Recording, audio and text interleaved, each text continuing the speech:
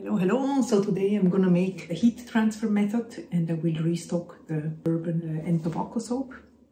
So the heat transfer method is really practical when you want to save some time because you use the heat of the lye water solution to melt down the oils. So in this particular case here, this is the recipe that you will find down in the description.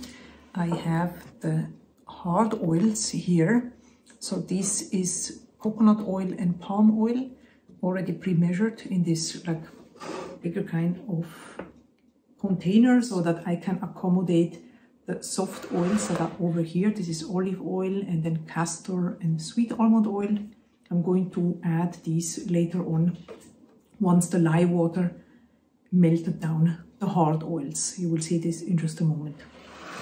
So for the colors, I'm gonna use titanium dioxide. This is the water-soluble type that I keep in these little jars, but then I like to pre-mix it with warm water so that I don't have to do this when I'm soaping. I just can add a little bit of this and then I'm good to go.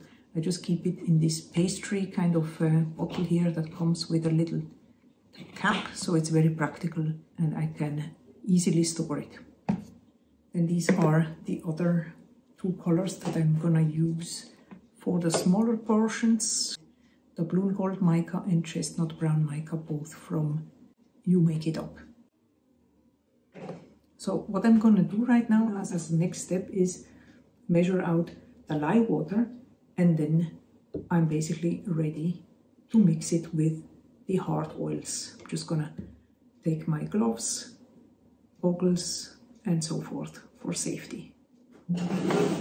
So I'm going to measure out the lye water solution, and usually for the lye water solution I like to use this stainless steel containers, but for this quantity this one is a little bit maybe too small, and so I'm using this plastic jug here, and it's okay to use, just make sure that it is suitable for the lye water solution, so to speak. You will usually see that it is written on the description or underneath here. It says usually PP5.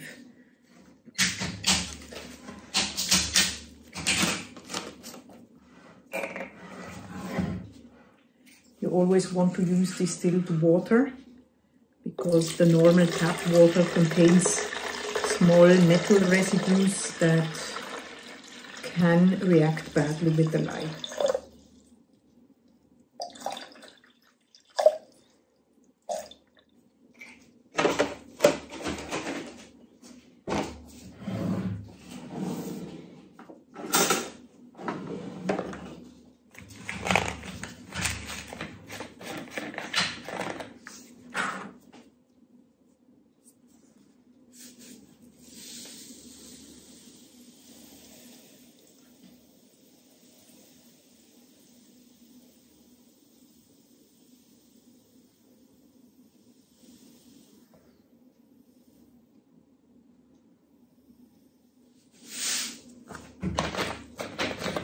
So you want to mix it up and just make sure once everything is dissolved that you can really start pouring. So the lye water solution is still nice and hot and we can use it to dissolve the hard oils.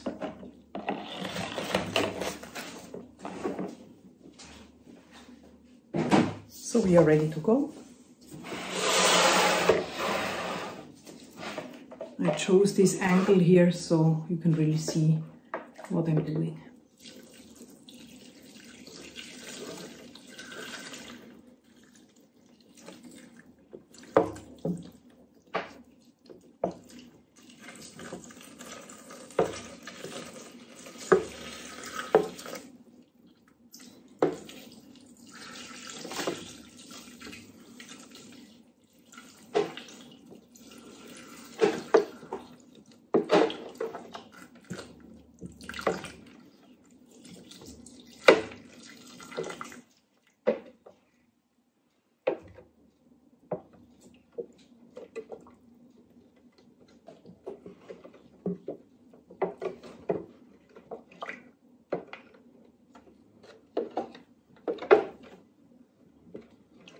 You really want to stir well so that everything really gets dissolved, maybe also breaking up a little bit the clumps. And then once everything is nicely dissolved, we can add the soft oils to it.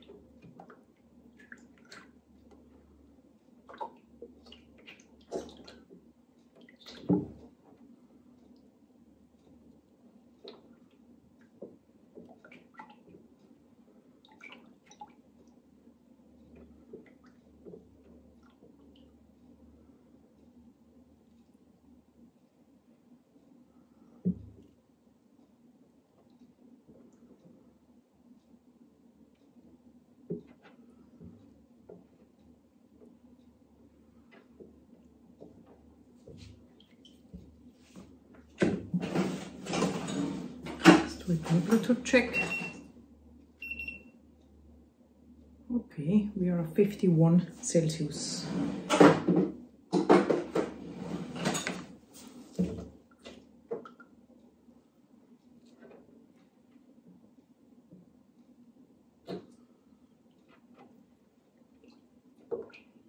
In my experience, in summer, the hard oils and butters are softer, so it's easier for the lye water to dissolve it completely. So we're going to wait until this is completely dissolved, and in the meantime I'm going to change the camera angle so you can see it from the top.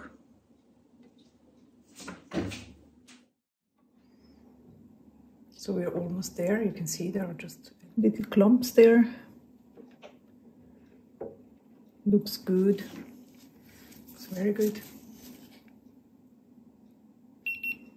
We are at 52 degrees Celsius, which translates to 127 Fahrenheit.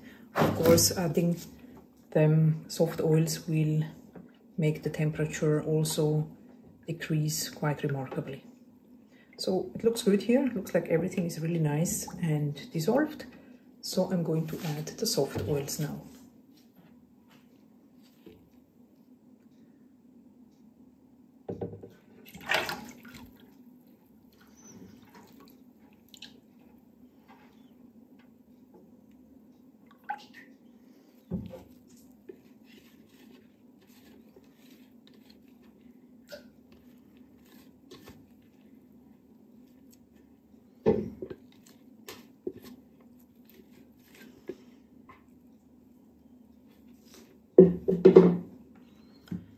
Okay, so now I'm going to give it a quick mix with the stick blender.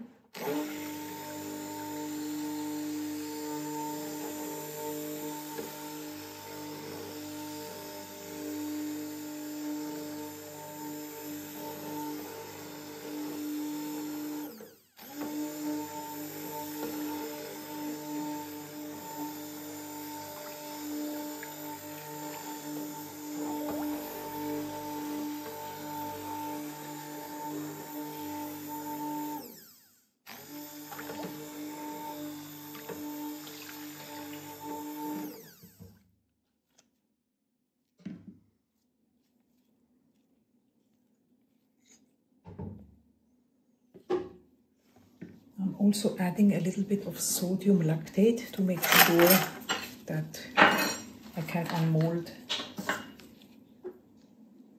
soon.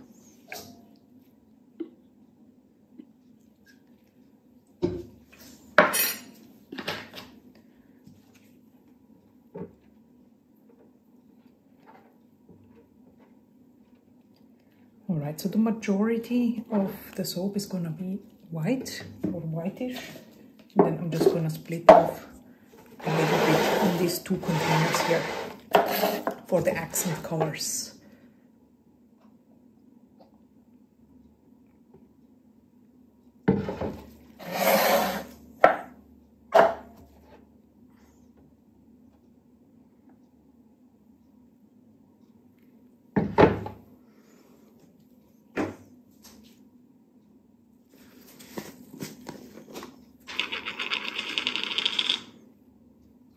chestnut brown.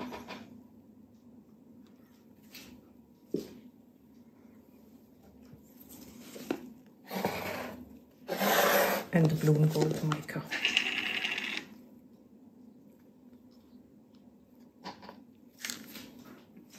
And in the big jug, I'm going to add titanium dioxide mixed with water. I'm going to start over here.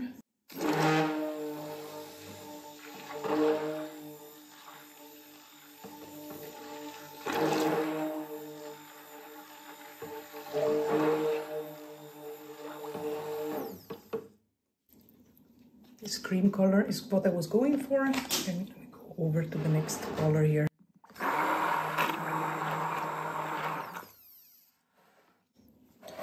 And the darkest.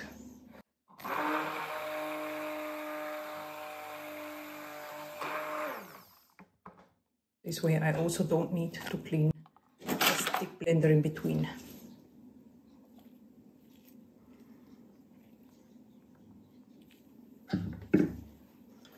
Fragrance is Kentucky bourbon. I'm just gonna go ahead and mix it with the spatula because I don't want it to speed up too much. It smells really amazing.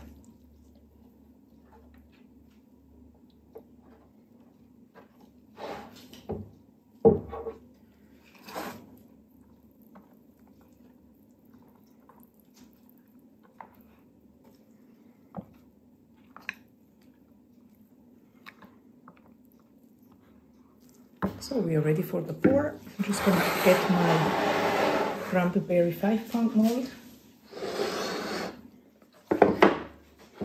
Okay, so in goes the white portion. I hope you can see.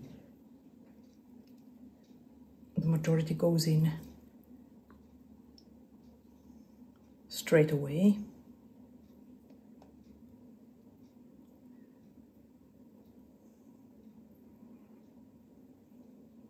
Leave a little bit for the top, for the decoration.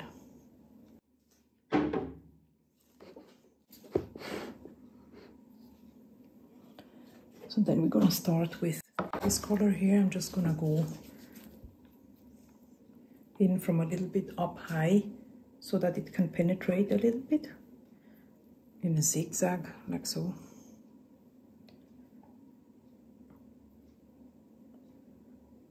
And I'm going to leave a little bit for the top for decoration.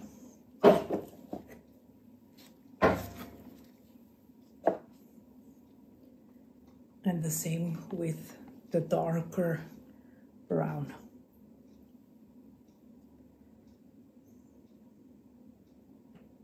And leave a little bit for the top as well. Now what I like to do is add a chopstick for swirl. So I have this very small spatula. I'm gonna just use the end and just go in like so and give it a swirl. Like so.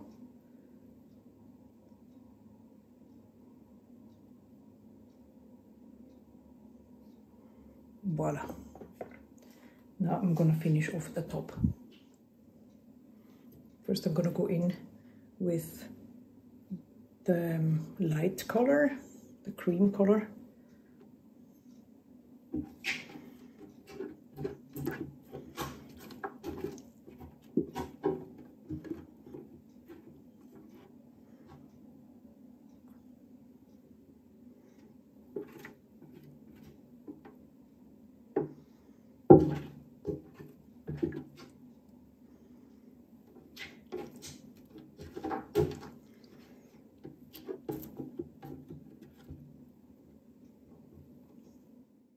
Lighter colors, just gonna drizzle it on top.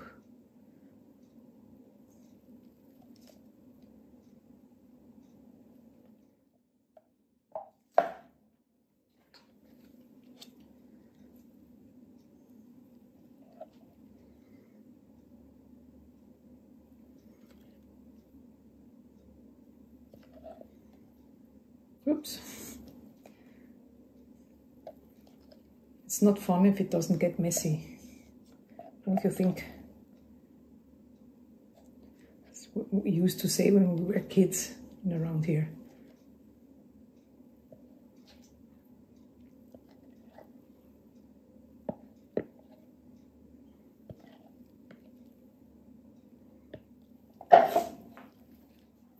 And what I like to do to end off is to go with a chopstick, like a figure 8 type of design.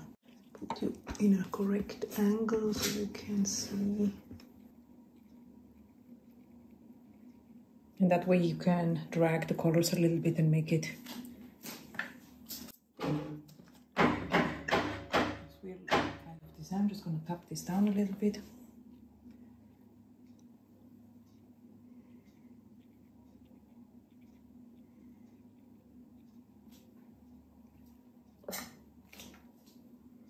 Doesn't look bad, right? So I'm just going to add some rubbing alcohol on top to prevent soda ash.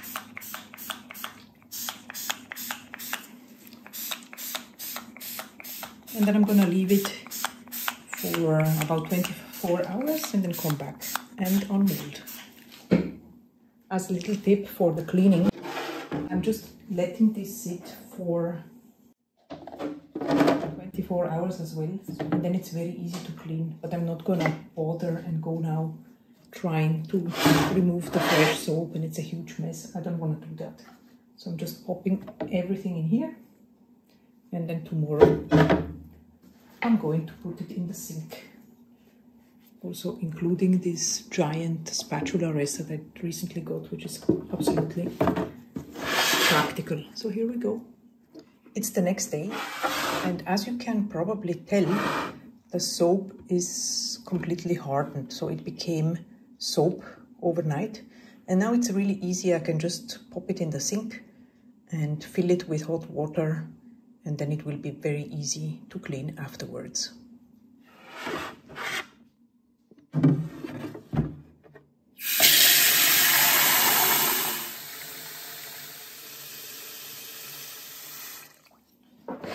So here is our soap. Let's see if it is hard enough to unmold. There is this slide bottom that you can just slide out. You can remove the frame, if you want to call it that way, and then the silicone mold should release fairly easily from the soap. And if you see that it is not the case, then you just want to give it a little bit more time to completely harden. There's no need to rush. If it needs one more day, just leave it, give it the time that it needs. This one looks kind of okay. I'm also going to show you here on the bottom, you see this airlock here is breaking rather easily, meaning that we can just take it out. I absolutely love these silicone molds because they are really practical. You don't need to line the mold, and everything is very easy and convenient. So the liner is out, and here is our soap. Let's check out the other.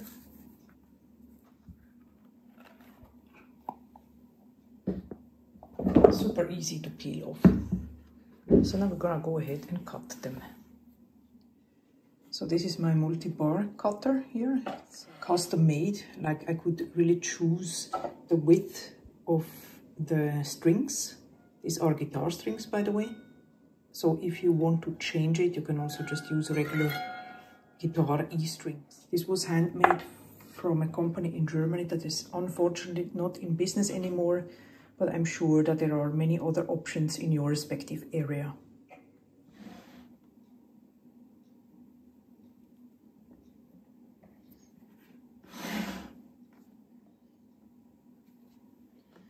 I'm gonna press down firmly without going back. You just want to give it one press until you can hear this sound, meaning the soap is completely cut.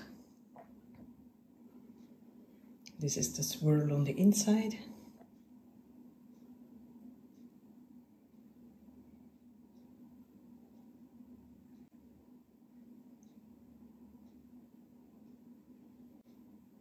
course every soap is completely different.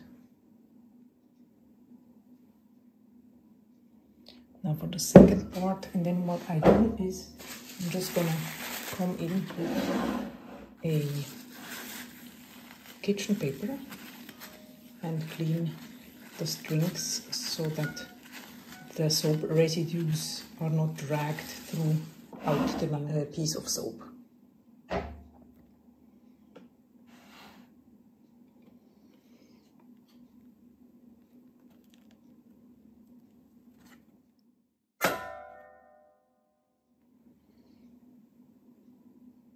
And the white part or the cream part will continue to lighten up during the saponification process. And then you have these end pieces here. And I like to use these just to see if they are ready to be stamped. Typically I stamp immediately. I'm going to show you in just a moment. And by taking the end piece, you can be just sure that the impression of the stamp is like crisp and easy to do. If you see that the edges are a little bit sharp here, then there is this tool here. I will also link it down in the description, as well as all other things that I'm using, or at least options for your respective area, because I'm in Europe here, so it's not always the case that you find exactly the same thing, and then I just leave an option for your area. So then what I do, you could also take a potato peeler. I like this one very much, and then you just run it across the edge to remove this sharp edge here, so you don't have to do it on each individual bar. Do it on the other side as well.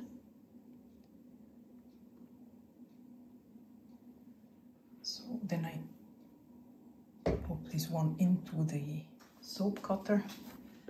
So this end here is a little bit damaged. I'm gonna slide it over here and have this one here as the end piece. It can be a sample soap or something like this.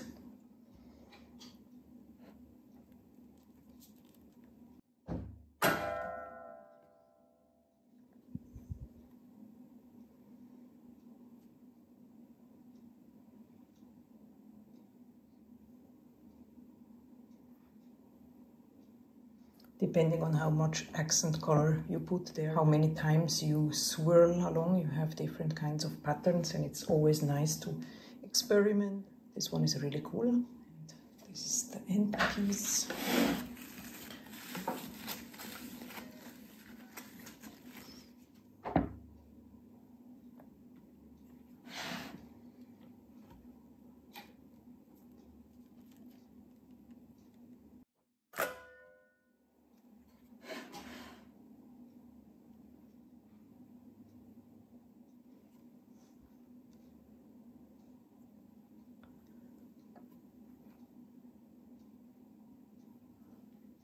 So for the stamping now, I just take a rubber mallet. I got this one hardware store, and then I grab one piece of sample soap. Here is my acrylic stamp with my logo. I place it where I want to have it. Give it a light tap, wiggle it out, and here is the impression. Nice and crisp. Like I said, usually I stamp immediately after the cut. And here we go. Sometimes it can be the soap sticks these impressions here, and you can just use a little bit of rubbing alcohol to make the stamp release better from the soap. Just as an example here.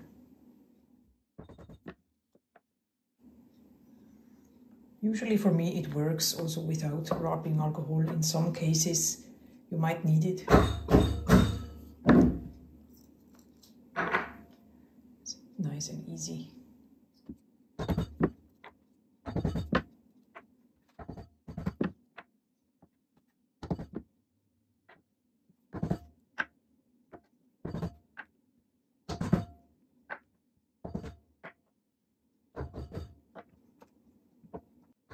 I have a new curing rack system that I'm using, and I love it because it's very space saving, and it's a bakery rack. I'm gonna show it to you in just a second. And then I found these bakery trays here that fit exactly the measurements of the bakery rack.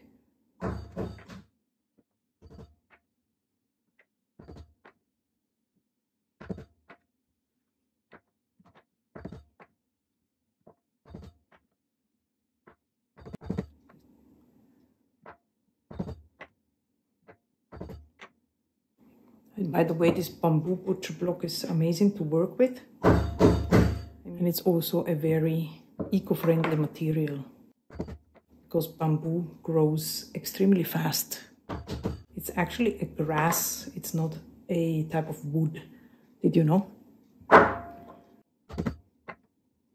And a good thing is that this bakery tray holds 2 batches of the 5-pound mold.